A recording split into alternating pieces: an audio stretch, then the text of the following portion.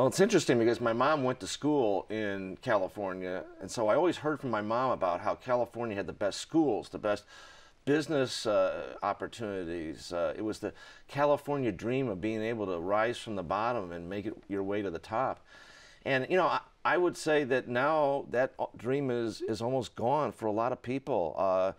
The amount of regulation in government, the amount of tax burden that's being put on people, the interest groups have driven up the cost of living and made it almost impossible to get started here. Describe what that dream means to you today.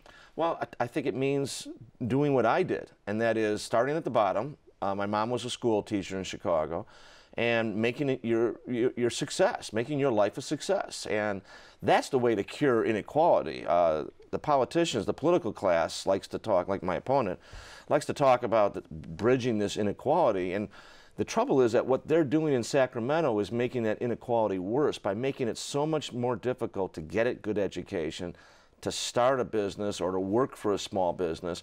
I'm a small businessman, and you know, being able to work for a small business or start a small business is the best way to get yourself started in life and grow and achieve success. As you said, you're a businessman, you're a lawyer, you're an investor who's never held public office.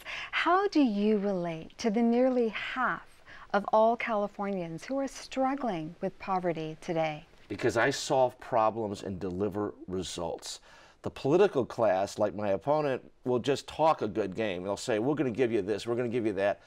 What I want to do is give people opportunity, have the opportunities for growth and to be able to be a success, and also to have things made more affordable.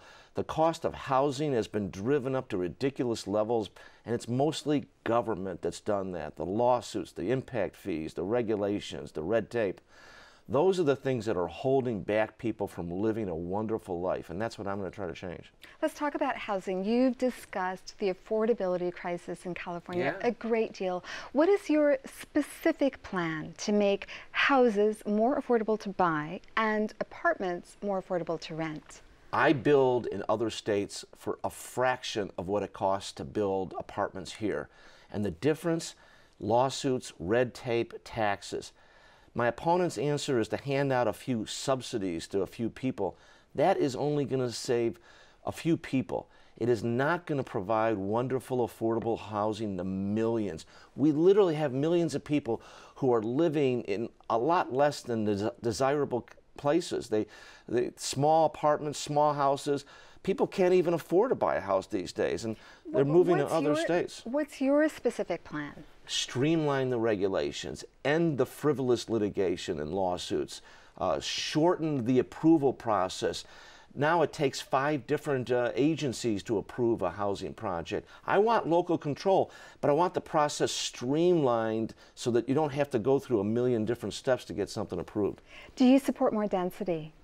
In certain spots, that could be the case, but I don't want to take away the dream of having a house and a yard for people. We need to get away from limiting urban environments and maybe expand out.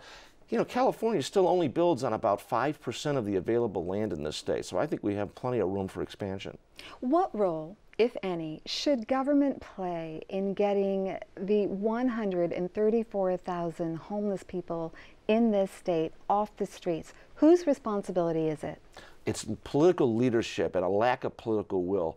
We need to give people the opportunity to get off of substance abuse, get treated for mental illness, and to have a chance at an affordable house. 1 in 5 people in California lives in poverty. What is your strategy to help them? Reduce the cost of living. Make it so that we can build affordable housing. If I can build for 1/5 the cost in another state, we can do it here and still make sure that it's good housing and environmentally safe. You know, the reason that people are living in poverty is because the cost of living. A dozen eggs is $4 in San Diego. It's $2 in Phoenix. There's no reason why we should be charging people so much money, and it's about the cost of doing business here. Our electricity rates are the highest in the country. Our water bills are incredibly high, even if it's available. Gasoline is outrageous. We need to bring the cost down. Only 47% of Californians believe, the American dream, the California dream of economic opportunity for hard work still holds true. Can that dream be saved? Absolutely. We just need the political leadership to change. The status quo in Sacramento is not working. We can see that in the numbers of people who are being pounded into poverty.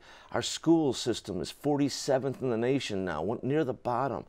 We have got to make sure that we have the leadership, and it's all because of interest groups in Sacramento and the political class. There's got to be a change. I'm going to be that change agent because I know what it's like to struggle. I started at the bottom. My opponent was given everything by a billionaire. He was put in business by a billionaire. He was put in politics by a billionaire. I had a struggle, so I know what it's like, and I want to make sure that other people don't have to struggle.